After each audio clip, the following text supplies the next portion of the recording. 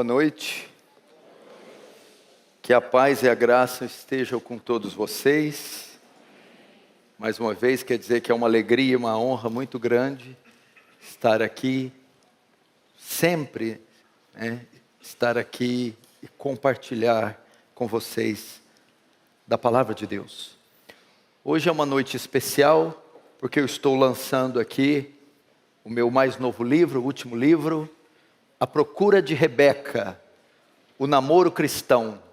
É um livro voltado para princípios de como escolher a pessoa certa, como conduzir o namoro, como se casar, os precedentes e tantas outras coisas.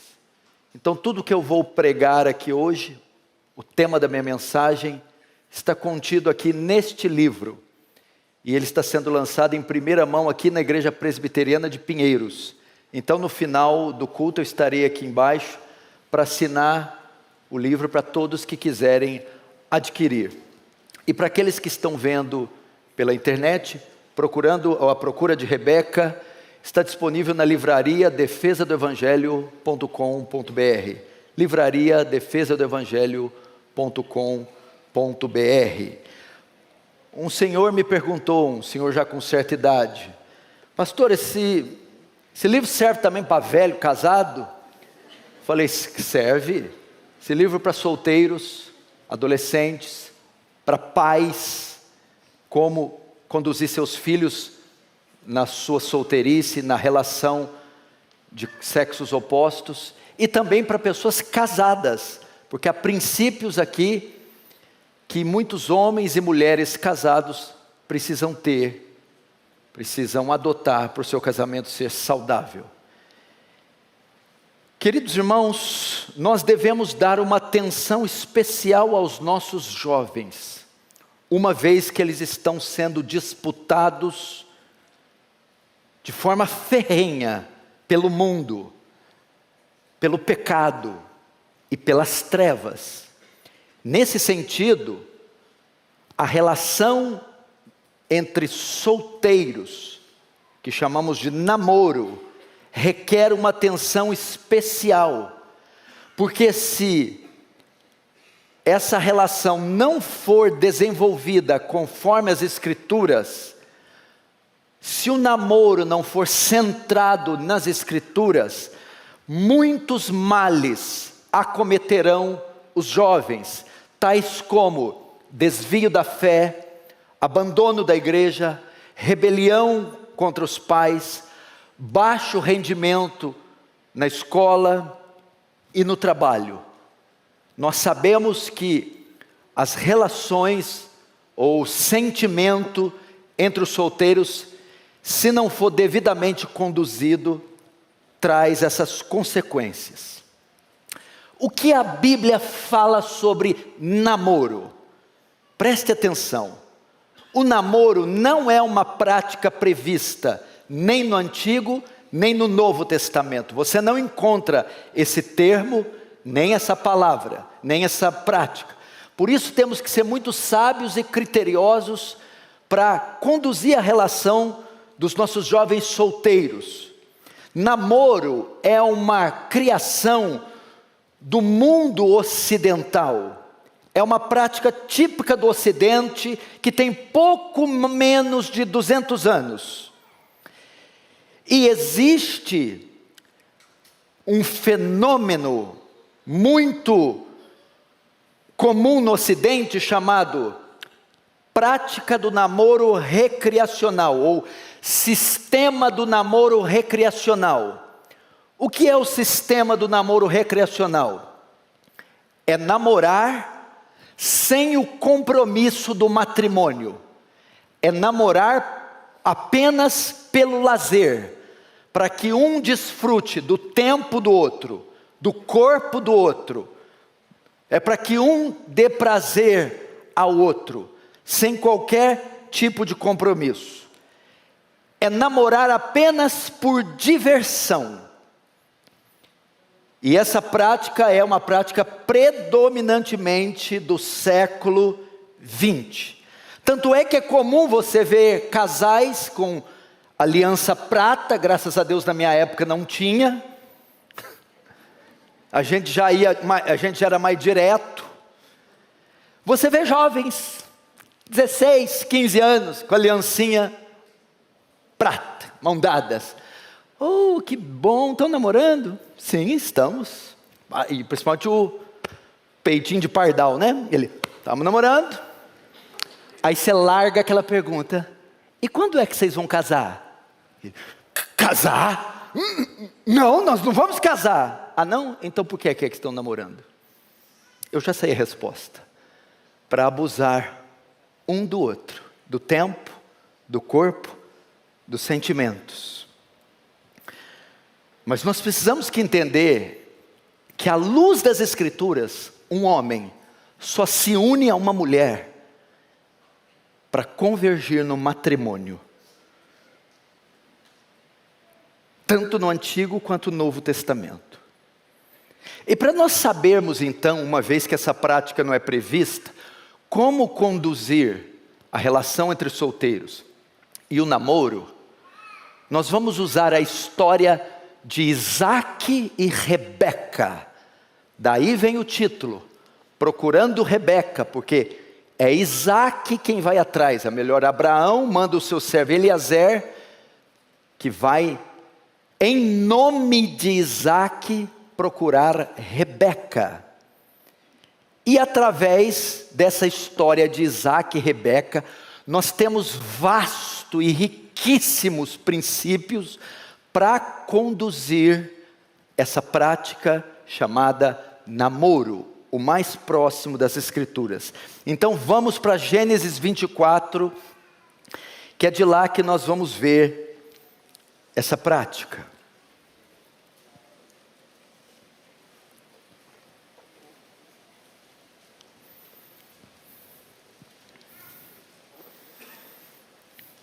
Está tão difícil achar Gênesis assim, gente?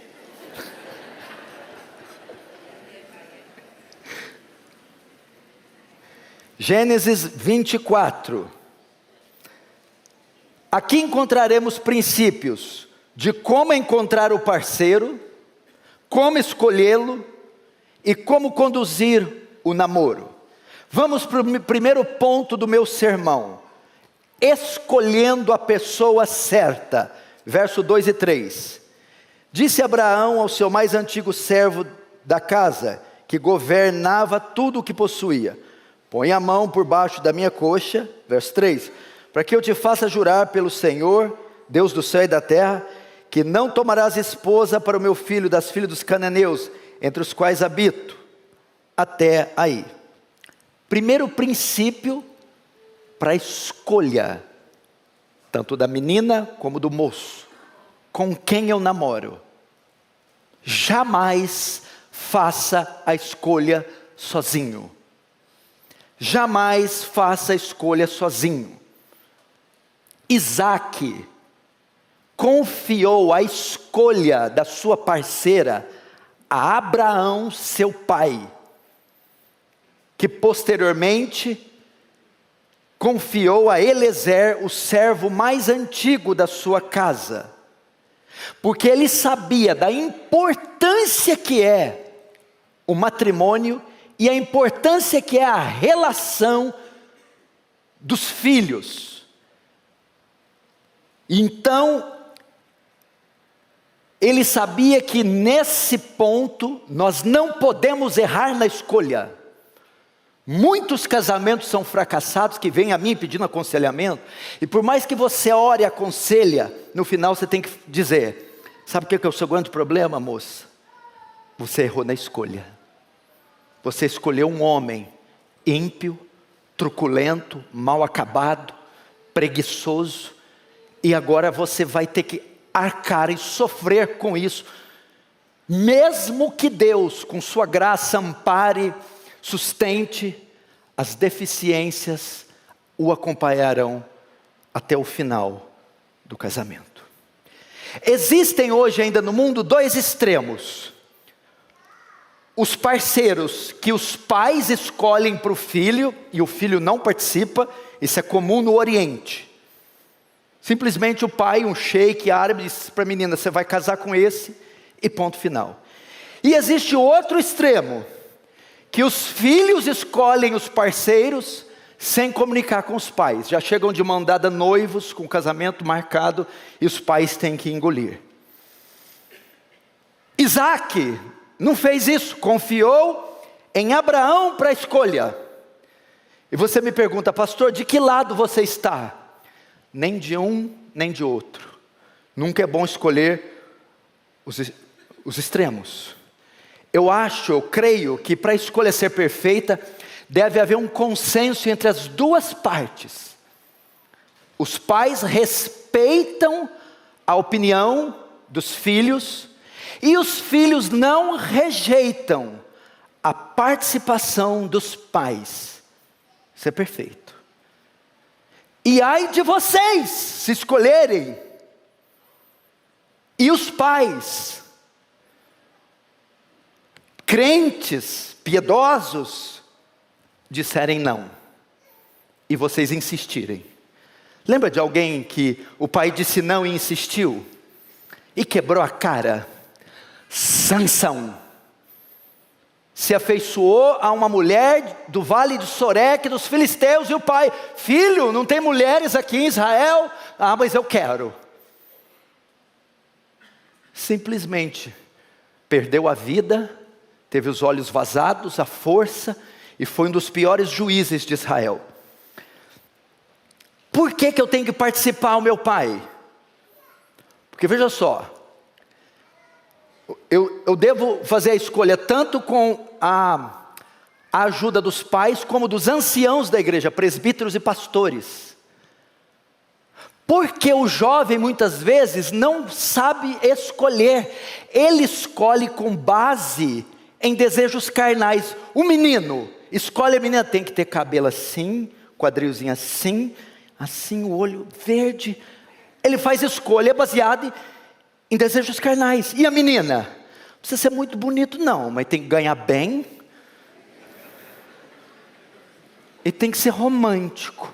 Se mandar muito coraçãozinho, cartinha perfumada, me conquista. Os pais não.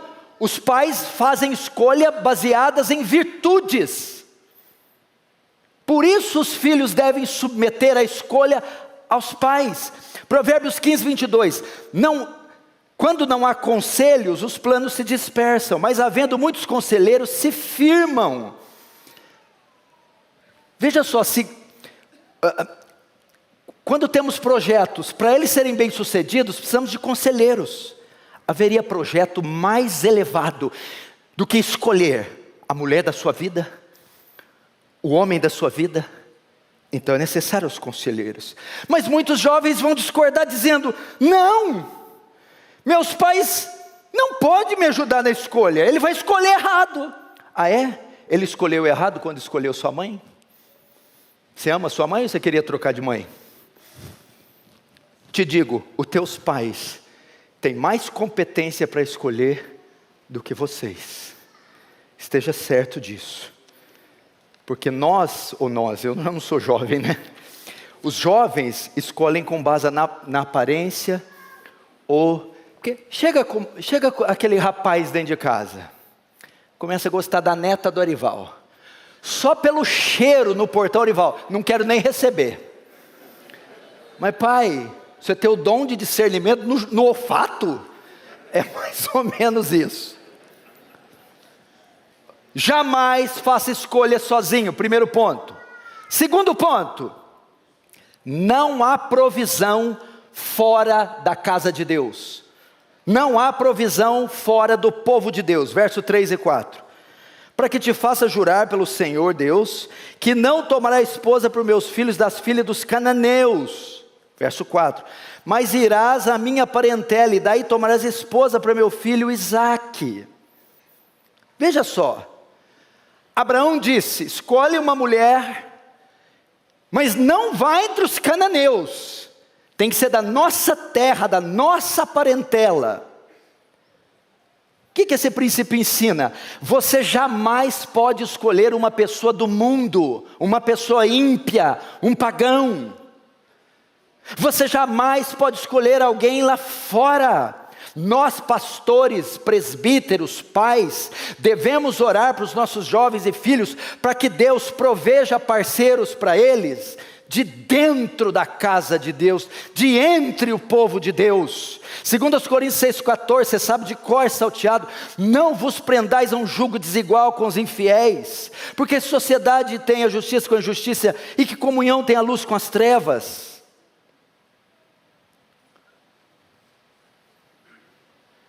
O que ocorreria se Eliezer não achasse a mulher?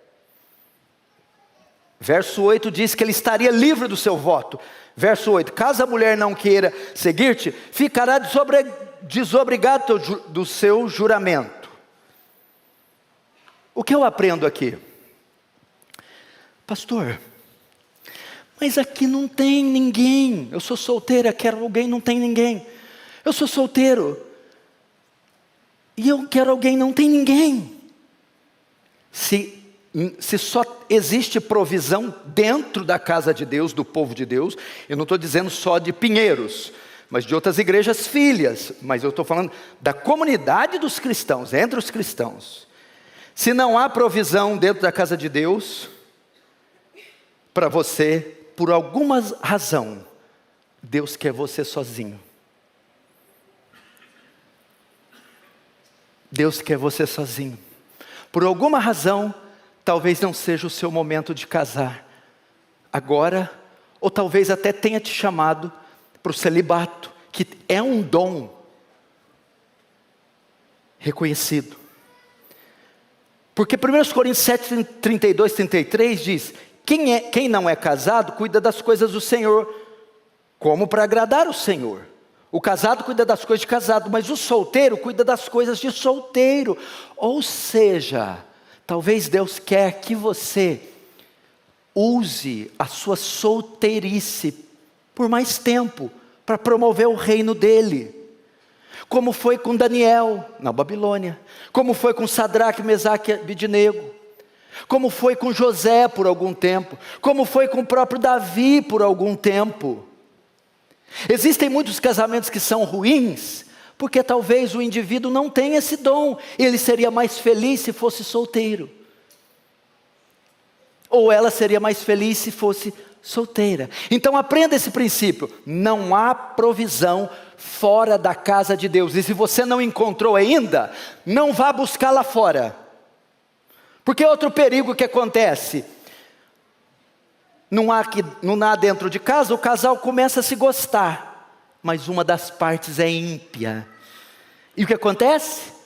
Se no caso o rapaz é ímpio, ele começa a frequentar a igreja, vai em todos os cultos, reuniões de oração, lê o Novo Testamento em 30 dias. Então ele se converte. Aí o pai e o painaca e o pastor acredita: converteu.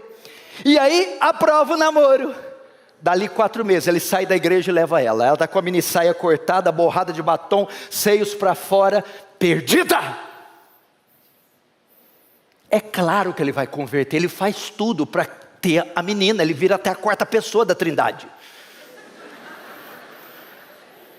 E chega exortando o pastor. Essa hora de chegar, pastor?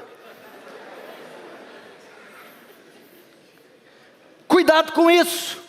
Esse namoro missionário. Vou lá, estou ganhando ele para Jesus. Dá nada, está ganhando para você. Não tem, o que eu penso?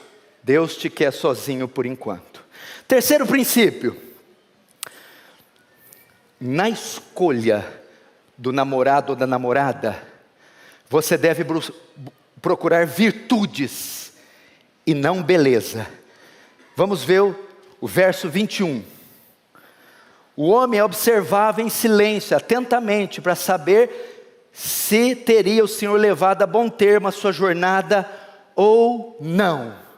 Ele chega e vê Rebeca. O que ele estava observando? Cabelinho, não é pichainho, cinturinha, pezinho até que não é tão calcanhar não é rachado, olhinho meio castanho. Foi isso que ele procurou? Não, ele estava procurando virtudes. Ela estava trabalhando com um cântaro nos ombros, sobre as ordens do Pai, debaixo da lei de Deus. Na escolha, você deve procurar no menino ou na menina virtudes e não beleza, porque beleza passa, beleza não sustenta o casamento, mas as virtudes sim. O que ele observava em Rebeca? Virtudes. Quais são? Primeiro, ela era uma mulher ocupada em um ofício, verso 15, veja, considerava ele ainda quando saiu Rebeca, filho de Betuel, filho de Milca, filho de Naor, irmão de Abraão, trazendo um cântaro ao ombro. Não estava sentado em casa vendo vale a pena ver de novo com a colher de doce na boca. Não estava lá no shopping como patricinhas de Beverly Hills. A mulher estava trabalhando, virtuosa. Segunda virtude, vamos ver o que mais que Eliezer viu. Generosa, verso 17 e 18. Então o servo saiu-lhe ao encontro e disse: dá-me de beber um pouco de água do teu cântaro. 18, ela respondeu: bebe, meu senhor. E prontamente, baixando o cântaro para a mão, lhe deu de beber. Generosa. Uma das virtudes de Provérbios 31, isso tem Provérbios 31, 20. Ocupada, Provérbios 31, 27. Que mais que Eliezer viu nela? Era diligente e inteligente, verso 20. E apressando-se em despejar o cântaro no bebedouro, correu outra vez ao poço para tirar mais água. E tirou e deu a todos os camelos. Esperta, inteligente, diligente, olha, é essa aí mesmo. Estava ocupada no ofício, generosa, diligente, virtuosa, e mais, a virtude predominante, essa está difícil achar em mulher, era virgem. Verso 16, vamos ver. A moça era muito formosa de aparência, virgem, a quem nenhum homem havia possuído. Rebeca era santa, santidade, santificação. Nenhum homem. Agora estou imitando o Granconato. Ele fala: nenhum homem havia possuído. Ele não faz assim? Eu sei porque eu assisto muito ele. Nenhum homem. Meninos, jovens homens, é isso que você tem que buscar numa mulher. Caráter. Que a beleza de vocês não seja no frisado dos cabelos, dos vestidos, nas joias, mas do homem interior, do espírito manso, ou seja, caráter. Casamentos são desfeitos com as mais lindas modelos, as mais elegantes atrizes, as mulheres mais belas do mundo são um desastre, porque não tem caráter. Para os homens a mesma coisa. Não adianta você ter só dinheiro, diploma e te dar uma vida requintada. Precisa de caráter. Quarto ponto.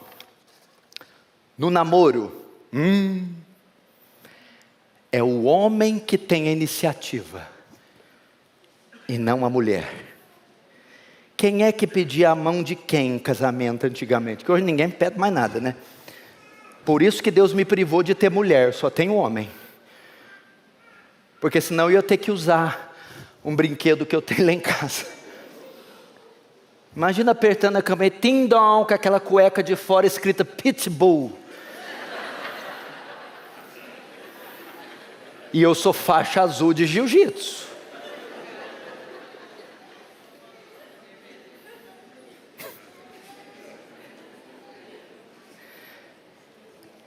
Na Bíblia, uma mulher que vai atrás de um homem é uma mulher imoral, Provérbios 7:10. Eis que uma mulher lhe saiu ao encontro com enfeites de prostituta e astúcia de coração. Rebeca não estava procurando um homem. Ela não foi atrás de Isaac, estava tranquila buscando água. Isaac foi ao seu encontro. Nem que ficar oferecendo, parece que posta no perfil fotos assim, assado, só falta escrever disponível. Ao invés disso, o que a moça tem que ficar fazendo?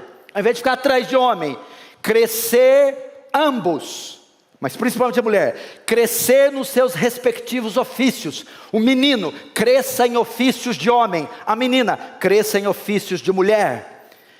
A menina, cresça em suas virtudes. Moça, ao invés de ficar atrás de menino, gaste seu tempo aprendendo ofícios de mulher. Tito 2, verso 3 e 4. As mulheres idosas, semelhantemente, que sejam sérias no seu viver, como convém às santas, não caluniadoras, não dada muito vinho, para que ensine as mulheres novas. Aqui, o que as mulheres novas têm que se ocupar? A serem prudentes, a amarem seus maridos, a amarem seus filhos. Cresçam em virtudes femininas, em ofícios femininos. Cresçam na feminilidade. E o menino, cresça no 4Ps. Priest, Prophet, Provider, Protector. As 4 funções do homem: sacerdote, profeta, provedor e protetor. Sacerdote, o intercessor da família, o que apresenta a família diante de Deus. Profeta, o que recebe a palavra de Deus e comunica à família. O discipulador, o doutrinador da família. Provedor, aquele que traz o sustento, o necessário para dar uma vida digna, mulher e filhos. E protetor, aquele que se coloca entre o perigo que ameaça a sua família, quer espiritual, quer físico. Entre a família e o perigo que ameaça, ele está à frente para defendê-la, seja espiritual, seja físico. Quinto princípio, para a escolha: conheça seus antecedentes. Estou gostando daquele menino, estou gostando daquela menina, ok? Quem é? De quem que é filho? De onde veio? Qual o passado dele? O passado dela? Como é que é a família deles? As pessoas saem se envolvendo umas com as outras sem ver os antecedentes. A vida pregressa. Não se esqueça, quando você casa com o menino, tu casa com a família dele também. Quando você casa com a moça, você está se integrando a outra família. Busque saber seus antecedentes. Olha, veja só, resposta, verso 24.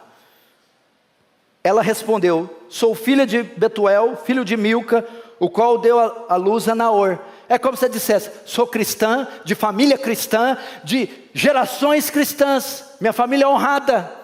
E ainda o verso 25, olha lá. E acrescentou: temos palha, muito pasto e lugar para passar a noite. Mostrando a integridade da família, que abriu a casa para eles. Qual relevância que isso tem, buscar os antecedentes? Porque é assim na igreja que eu pastoreio. Chega muito jovem lá, uns boa pinta, uns meninos bonitos, mas você vai saber, foragido, está devendo, brigou com os pais, maconheiro. Mas a menina começa a ver o rostinho, parece o Tom Brady, parece o, sabe? E não vê os antecedentes. A menina a mesma coisa. Mas qual as implicações disso? Por que é importante você conhecer a família? Os antecedentes. Primeiro, porque você se envolverá. Essa família é cristã, essa família tem caráter, tem uma história de integridade, de retidão, ou você está entrando num bando de mafioso, de ímpio, de gente truculenta, sem moral? Cuidado! Segundo, por que tem que conhecer os pais do menino? Porque o menino será reflexo dos pais. Começa a olhar para o pai, e vê a mãe, aí olha para ele: tu vai ser igualzinho, né? Quer ver como é que vai ser ela? Olha para a mãe, e olha até fisicamente. Tu vai estar vendo o teu futuro. Aí você chega para ela, aí o menino: meu amorzinho, você vai ficar daquele jeito. Não, eu vou fazer uma bariátrica, eu vou fazer academia, fica tranquilo. Não tem bariátrica que resolve aquilo.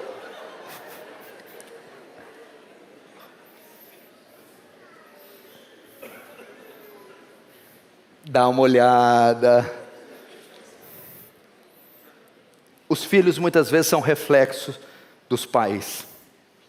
Sexto princípio: Espere a aprovação dos pais e dos anciãos da igreja. Eu estou falando sempre envolvendo a comunidade, porque às vezes nem todos têm pais cristãos e precisam de presbíteros. Verso 33, vamos ver. Cadê o 33? Diante dela puseram comida, porém ele disse: não comerei enquanto não expuser o propósito a que venho. Labão respondeu-lhe, disse. Ele esperou a aprovação dos pais de Rebeca. Jovens, se você quer começar um relacionamento, peça permissão para os pais dela, principalmente da moça. Não comece um relacionamento sem conscientizar tanto os pais como a liderança da igreja. Ele comunica o pedido de Abraão e ele mostra tudo que Deus fez até ali. Então ele espera a aprovação dele. Mas aí você pensa: não, pastor, mas eles não vão aprovar. Como você sabe que eles não vão aprovar? Se você estiver fazendo algo errado, eles não vão aprovar mesmo, e nem devem. Agora, se você estiver fazendo tudo certo, de acordo com as escrituras, debaixo da vontade de Deus, não há por que eles não aprovarem. Agora, não saia com a filha de um homem, sem autorização dele. Imagina aquele homem aposentado que tem uma caminhonete do sonho, a Hilux. Demorou a vida inteira para comprar. Ele não faz outra coisa senão polir aquela caminhonete. Aí um dia, 10 da noite, ele está indo dormir, mas antes de dormir ele vai dar uma olhadinha nela, e vai dormir. Aí meia-noite, um pirralho pula o muro, vai até a cozinha, no chaveiro e pega a chave. Entra na caminhonete, liga, aperta o botão do controle, o portão sobe e vai sair com a caminhonete.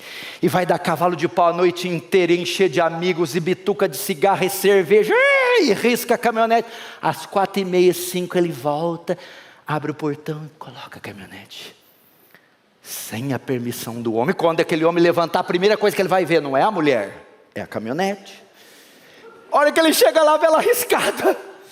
Abre ela, está fedendo cerveja, o estofado está queimado. Ele grita: quem pegou minha caminhonete sem minha permissão? Parece que o menino entrou aqui as câmeras. Eu mato esse menino. Agora vamos ver a mesma cena. O pai dorme, 10 horas, meia-noite, o menino pula o muro e entra.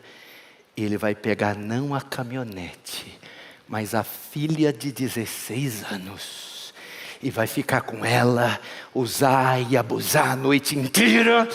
E às 5 da manhã ele devolve, sem pedir permissão. O que esse pai faria? Eu não sei o que esse pai faria, mas eu sei o que eu faria.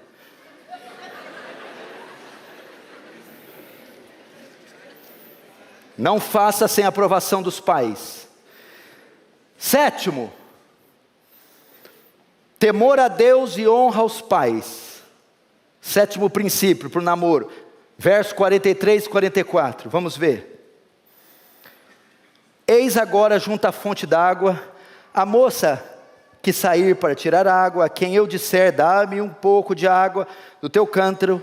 E ela responder: bebe, e também tirarei água para os seus camelos. Seja essa mulher que o Senhor designou para o filho do meu Senhor. O que é isso? Rebeca aceitou ir com Eliezer. Aceitou. Por quê? Por causa da história que ele contou. Quando ele conta a história que ele veio sobre as ordens de Abraão e pediu um sinal para Deus, Rebeca: esse homem teme a Deus e é obediente aos pais. Eu vou me casar com ele. Meninas, se esse jovem não teme a Deus, se ele não respeita a Deus, ele não respeitará você. Se esse jovem não honra os pais, fuja dele, porque ele não honrará você. Porque a maneira que ele trata a mãe dele, ele vai tratar você. A maneira que ela trata o pai dela, ela vai tratar você. Um critério importantíssimo, antes de escolher: veja a relação dele com Deus e com os pais. Se ele teme a Deus e se ele respeita os pais. Veja a relação dela com Deus e com os pais. Veja a relação deles com a igreja local. Se ele é assíduo nos cultos, submisso à liderança, se é membro ou se é só visitante. Rebeca foi convencida pelo testemunho dele. 8º princípio.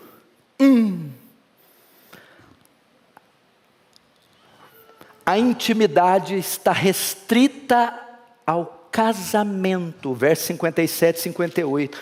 Vamos ver. Disseram, chamemos a moça e ouçamo-la pessoalmente. Chamaram, pois, a Rebeca e perguntaram, queres ir com este homem? Ela respondeu, irei até aqui. Rebeca foi para onde? Para o casamento, sem conhecer Isaac intimamente. O mundo ensina, não posso casar se eu não conhecer intimamente primeiro. Eu tenho que experimentar sexualmente para saber se eu amo. Não. A intimidade sexual está restrita ao matrimônio. Rebeca se casou sem ter conhecido ou sem ter tido qualquer tipo de relação sexual. Agora, tudo que eu estou falando está nesse livro aqui. A Procura de Rebeca. Tá, mas não tem novidade, né, pastor? Sexo antes do casamento, a gente sabe que é pecado. Agora, e beijo de língua, um abracinho mais amassado, sozinho no carro, no quarto, pode? Só vai saber no livro. Não vou falar. Esse é segredo. A Bíblia manda lutar contra o diabo, Betinho. Manda lutar contra o diabo, enfrentá-lo. Mas quando é a carne, a Bíblia manda correr. Corre! Porque a gente sabe que a gente não aguenta. 9, quanto tempo deve durar o namoro? O mínimo possível. A mulher fala assim para namorar, deixa eu acabar a faculdade. Aí acaba a faculdade. Deixa eu acabar a pós-graduação. Faz a pós-graduação. Deixa eu fazer o doutorado. Faz o doutorado, mulher. Mas agora tem o pós-doutorado. Você vai ser o quê? Presidente da República? Se bem que a nossa presidente não tinha nem o primário.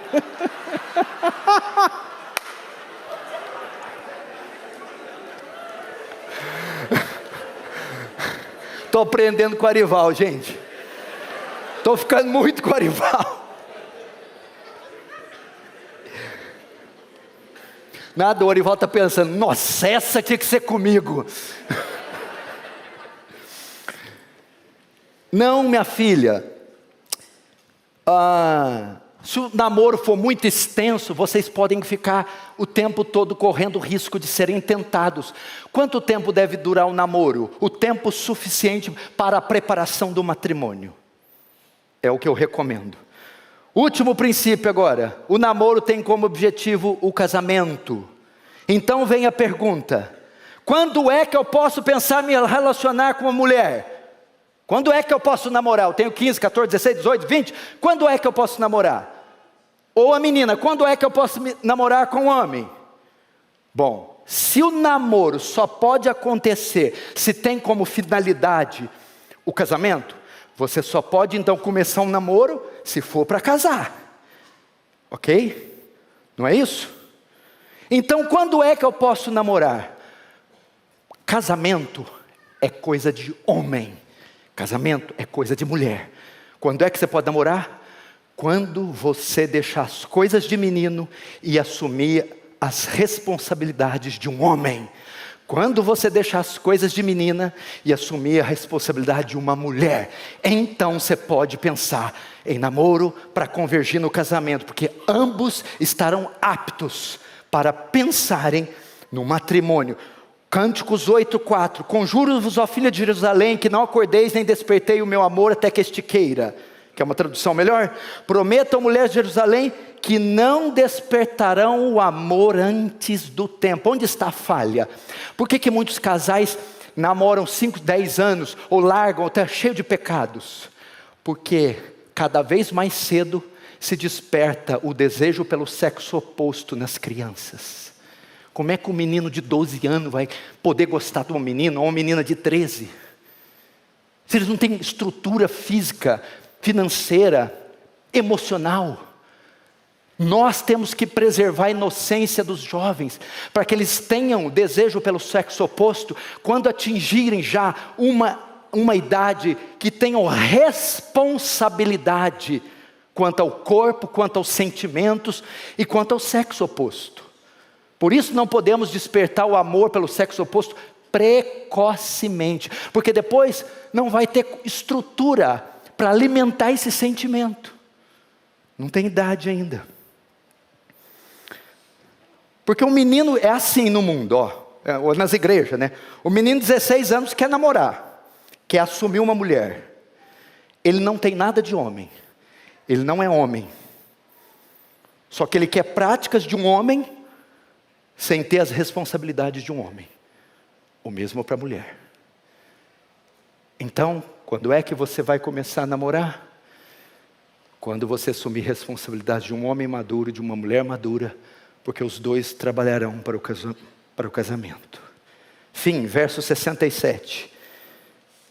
Isaac conduziu até a tenda de Sara, mãe dele, e tomou Rebeca, e esta lhe foi por mulher. Ele a amou, assim foi Isaac consolado depois da morte da sua mão. Como termina? Com o casamento belíssimo de Rebeca e Isaac. Rebeca foi a única mulher de Isaac.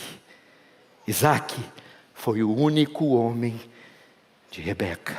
Dali nasceram Jacó, de Jacó as 12 tribos, e das 12 tribos o Messias de Israel, porque eles se conduziram criteriosamente, biblicamente.